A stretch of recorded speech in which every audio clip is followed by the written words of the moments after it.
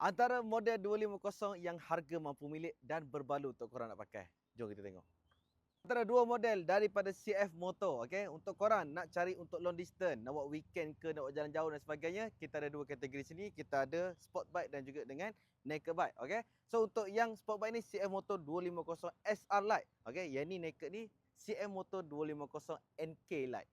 Kalau untuk korang nak mencari motor jalan jauh tapi tak nak sakit badan, korang boleh try lah untuk CF Motor 250 NK Lite ni. So untuk ini ready position dia agak menegak dan untuk ini dia agak menunduk sikit lah. Tapi dari segi horsepower sama saja 27 horsepower dan dia punya tank capacity dia dalam 12.5 liter. So sama je lebih kurang untuk antara dua motor ni.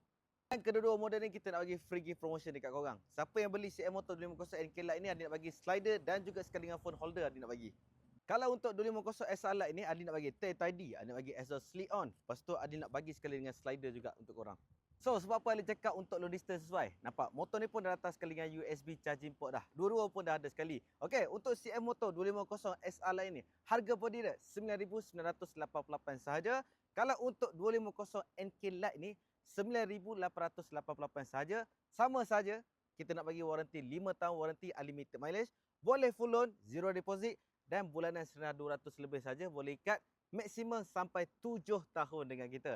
Okey, sekarang ni penambahan dia kita bagi free labor service dan juga free labor service seumur hidup. So, kalau korang berminat dengan dua model ni, apa lagi tunggu? Terus PM Adli. Alright?